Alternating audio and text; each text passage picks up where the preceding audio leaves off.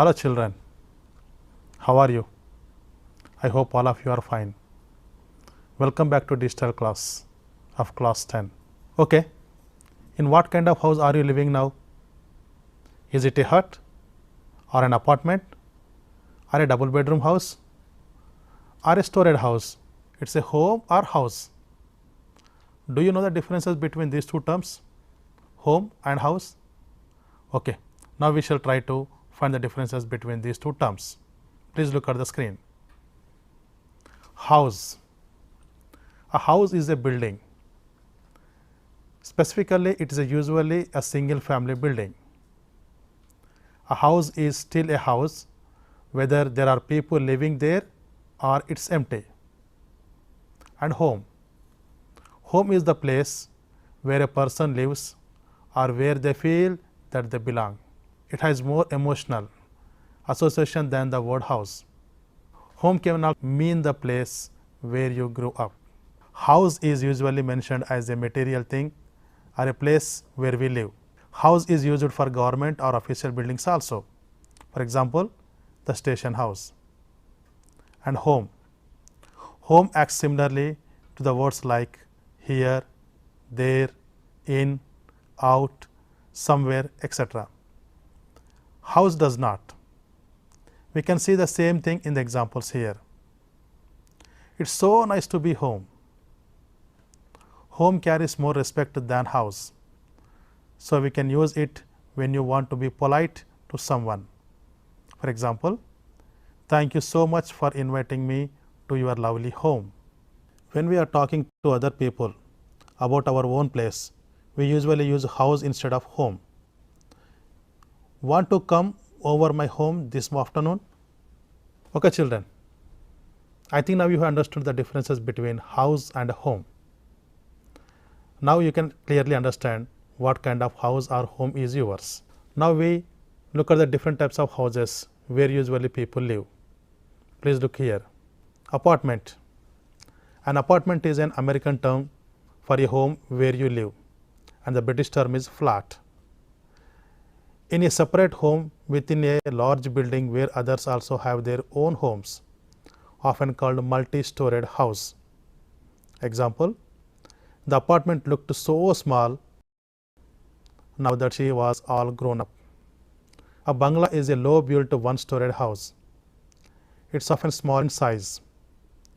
Bungalows often have a veranda or porch at the front and or back, which is a covered area to sit. For example, I love living in my bungalow. The next one is castle. Castles are large and often old buildings. Hundreds of years ago, many kings and queens would live in castles. An example, in India we find many castles. Next, cottage. Cottages are small old-fashioned houses, often found in the countryside. Countryside means out of the city. They are often made of stone or brick with a straw and or thatched roof. My fathers live in a little cottage near the forest. The next one is a duplex. A duplex is a kind of house where two homes are built under one roof. An example, when living in a duplex, you have to be careful not to make too much noise. A houseboat. A houseboat is a type of floating building built on water where people live. As the name suggests, they are part house, part boat. An example, we can see many houseboats in Kerala.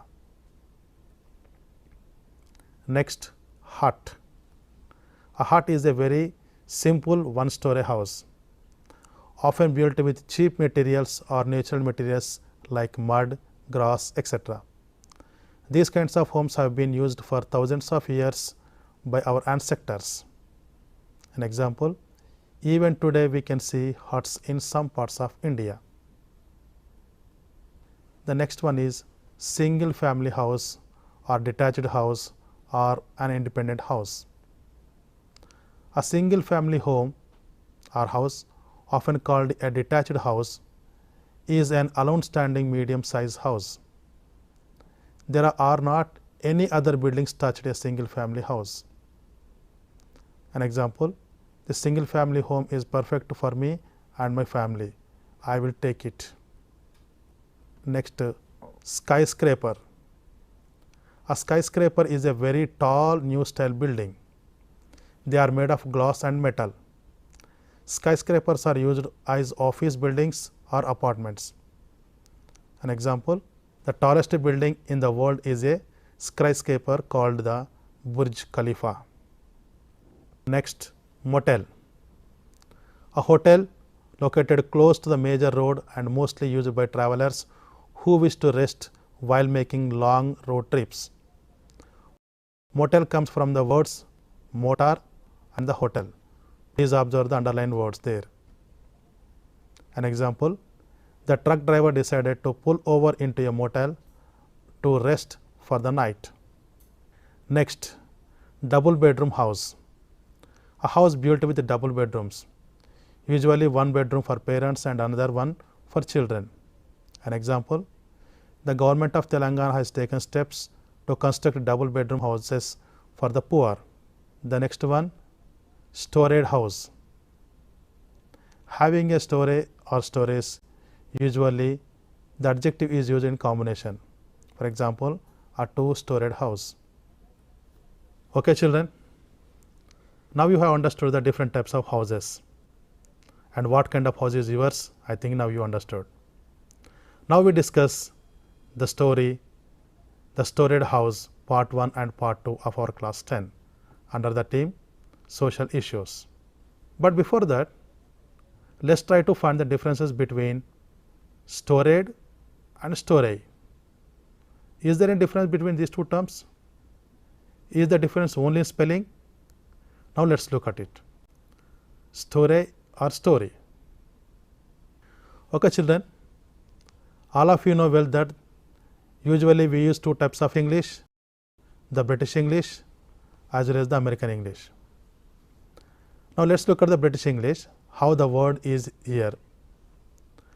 A storey, STOREY, is any level part of building with a floor that could be used by people for living, work, storage, recreation, etc. The plural form is STOREYS, stories. The adjective form is STOREYED, STOREYED. An example, a three-storied house. The British call the ground level floor of a building the ground floor. And how the word is uttered or written in American English, let us see. A storey, STORY, is any level part of building with a floor that could be used by people for living, work, storage, recreation, etc. The plural form is STORIES, stories, and the adjective form is STORIED. Please observe the spellings here. An example, a three-storied house. Americans call the ground level floor of a building the first floor. Okay, children, I think now you have understood the differences between STOREYED and STOREY. Now we discuss the lesson, the STOREYED house, part 1 and part 2 under the theme social issues. Then what do we mean by social issues?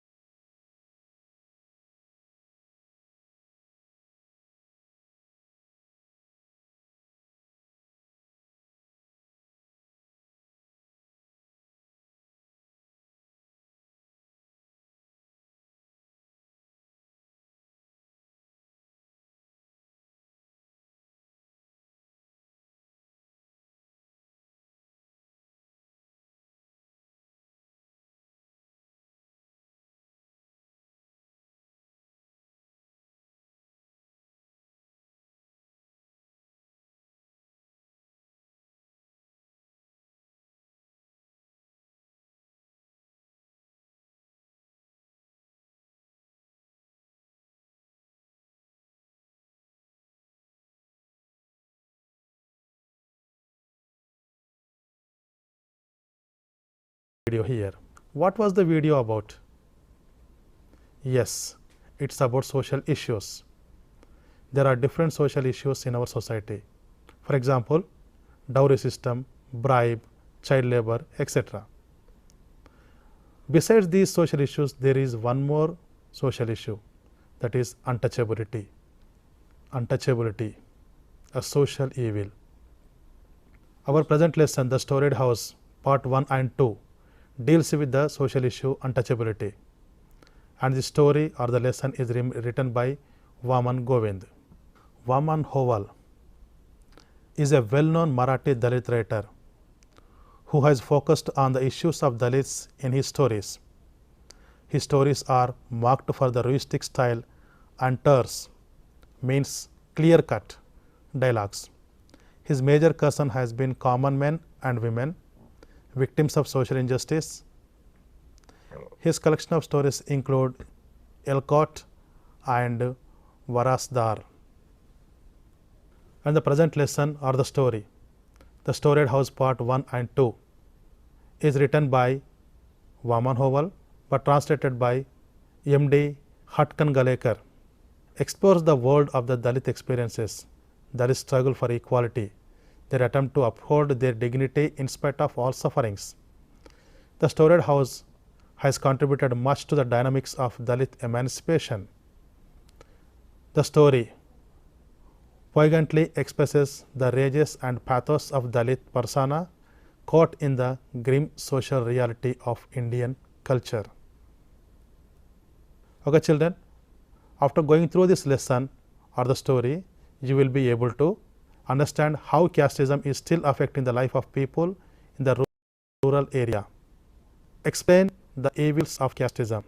Find relationship between the people of low caste and high caste. Note how the oppressed family determines to fulfill the father's wish, and see how there is awareness about injustice and will to fight against it. Now, let us discuss the story. 𝗬𝗏, the protagonist of the story, is a victim of the atrocities of caste-based social stratification. Dalits' resistance to forces that challenges their rights and claim for equality and justice result in their victimization. Nevertheless, the oppressed are engaged in perpetual fight to put an end to this discrimination. The hero, 𝗬𝗏, a hard-working laborer at Bombay dockyard, returns to his native land to spend his post-retirement life. The story begins with his journey back to his hometown by the state transport bus. The bus, before reaching destination, stands still like an obstinate bull, and all the passengers get down to push the bus. When the bus gains initial momentum, starts again and gradually takes on speed. It enters the village reluctantly like a drowned child being dragged to school. Finally, it stops in front of Bujaba Patil's residence. Here it is a symbolism.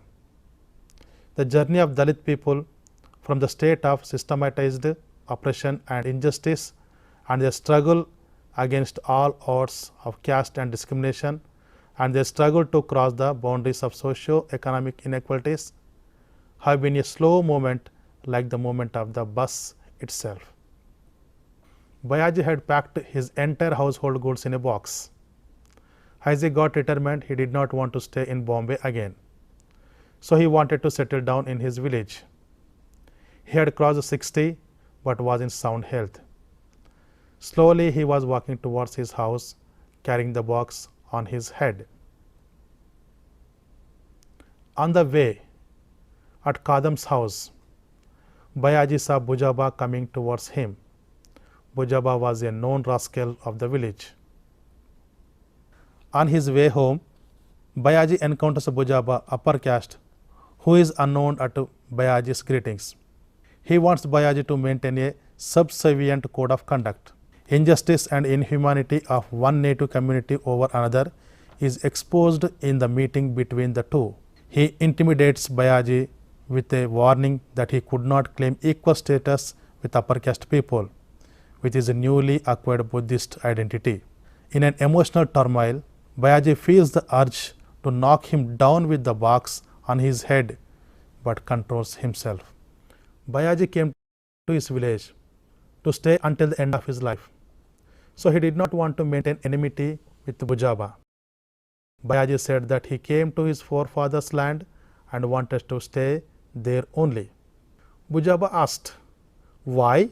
Aren't you going back to your job?" 𝗧𝗦𝗔 said, "No, sir, I got retirement." Bujaba asked, "How much fund amount did you get?" 𝗧𝗦𝗔 said, "Some 2,500 rupees. 𝗧𝗦𝗔 resides in the untouchable settlement, namely Buddha Vihar. He was given a traditional welcome on his arrival by the members of his family and others. 𝗧𝗦𝗔 and his family are contented lot. Welcome home, 𝗧𝗦𝗔.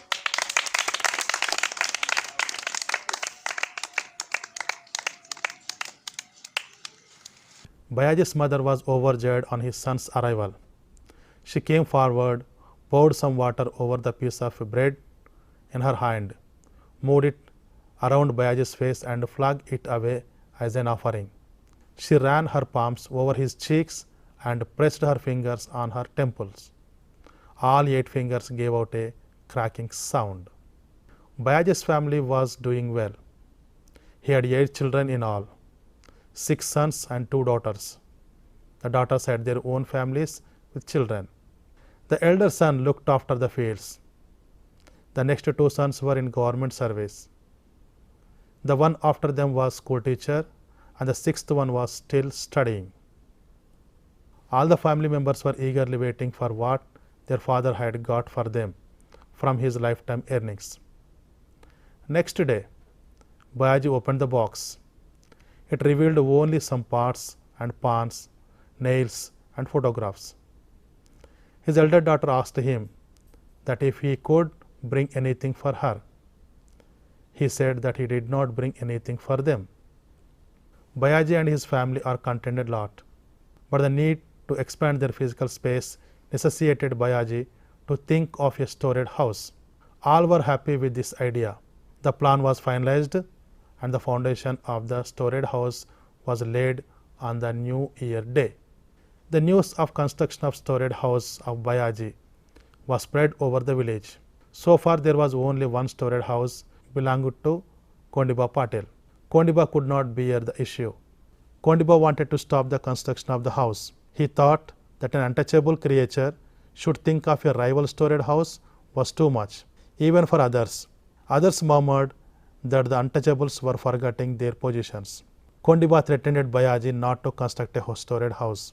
He said that the poor should remain content with their cottage only and should not think of storage house. He further advised to construct a small house with 3 convenient portions.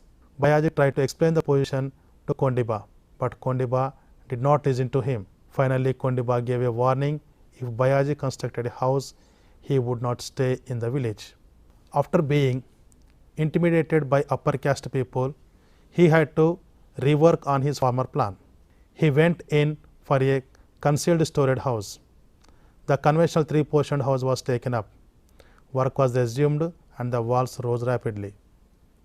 The middle portion was a little elevated and a small first story fixed up there with a wooden flooring. This part could be reached by stairs rising from the kitchen. No one could guess from the outside that there was a first story to the house. 𝗧𝗦𝗔 had to make the best of things. 𝗧𝗦𝗔's attempt to evade congregation of limited space is misinterpreted as claim for equality. On completion of the construction of house, a traditional housewarming ceremony was planned and a pandal, that is a type of tent, was erected in front of the house. The village elders' relatives were invited for the ceremony. 𝗧𝗦𝗔's son worked hard for 2 days on decoration and for the preparations. In the evening, 4 petromax lights were hung in the 4 corners of the pandal. It lent a unique golden yellow light to the surrounds. Guests were engrossed in conversation. All the invited guests and devotional singers rendered a festive mood to the ceremony. But 𝗂𝗽𝗱𝗺 𝗵𝗂𝗧 and companions were filled with jealousy. They eyed one another as if to say, "This untouchable worm has gotten a swollen head. He needs proper handling." When 𝗂𝗽𝗱 and 𝗵𝗂𝗧 came to the ceremony, 𝗑𝗪𝗺 led them up the stairs in the kitchen. The first room looked like a drawing room. The walls were radiant with blue oil paints. Pictures of great men like Lord Buddha, Dr. Baba-Saheb Ambedkar, Karmavir Bahurao Patil, Mahatma Jyotiba Phule and others hung on the walls. 𝗑𝗪𝗺 offered them customary betel leaves. Patil accepted the leaves, but immediately gave it back to 𝗑𝗪𝗺 with the remark, "Yes, it's all very nice." And they said, "It's enough that your offerings is honored. Is it also necessary to eat it?" This shows the superiority over the Mahar caste. When it was 2 o'clock in the morning, the program gathered momentum and the house reverberated with the devotional songs on Lord Buddha and Dr. Baba-Saheb Ambedkar. The song, "Take to heart the sweet advice of Bhima and bow down to Buddha for the emancipation of the whole world. I fly to the refuge of Lord Buddha. I fly to the refuge of the faith. I fly to the refuge of the faithful," filled the place with joy when the undreamt of incident occurred. 𝗑𝗪𝗺's house caught fire from all sides. He ran around frantically crying, "My house, my storied house, it's on fire. My enemy has taken revenge on me." He climbed up, pulled the pictures of Buddha and Baba-Saheb from the wall and hurled them down. As he was about to come down the stairs, it crumbled down in flames and he could not come out of the burning house. He was trapped in the soaring flames and he wailed, "My house, my house." These words have the effect of mantra denoting Dalit empowerment. And the upper story itself came down with a crash and along with it 𝗑𝗪𝗺 with a resounding thud. People pulled him out. 𝗑𝗪𝗺 was burnt all over.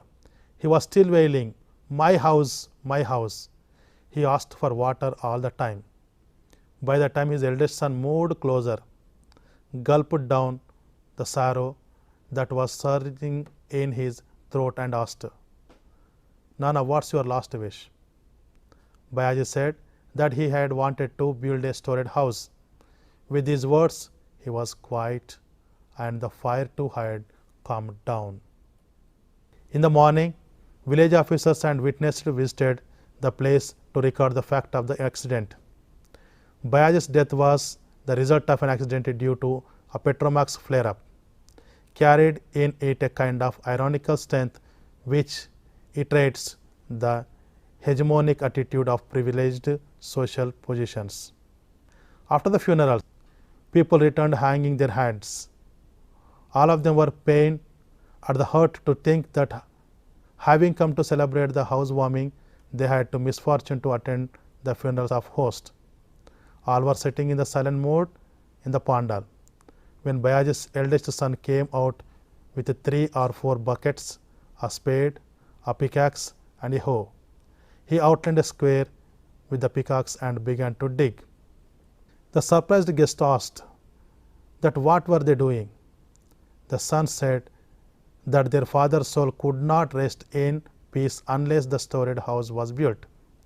Saying this, all the 6 brothers resumed the determination, the work of digging the foundation of a 2-storied house. In the end of the story, we can expect 𝗑𝗪𝗺's sons, the succeeding generation, will take up the fight against discrimination with more vigor and strength. They are ready to build a regular 2-storied house, not one with concealed first floor. The emergence of this new storied house, space for living, will be structured on the concept of all are equal. The storied house is much more genuine in the depiction of Dalit life. He is powerfully representing Dalithood than any other creative writings. Okay, children, I think now you have understood the story.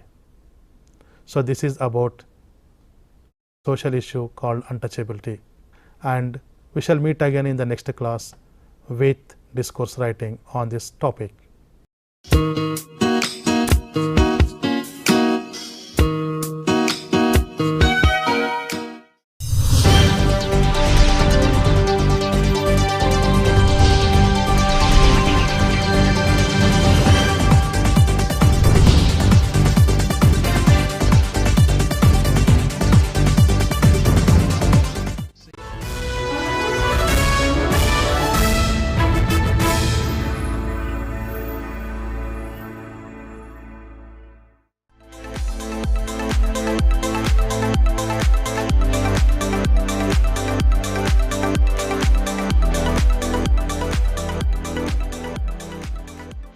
First question.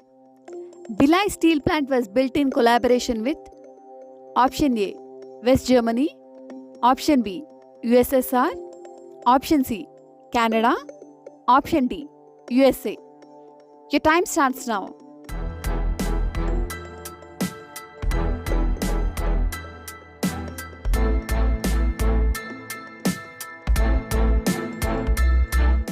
The correct answer is option B, USSR. Next question. The interference of the government is very limited in option A, socialist economy, option B, capitalist economy, option C, mixed economy, option D,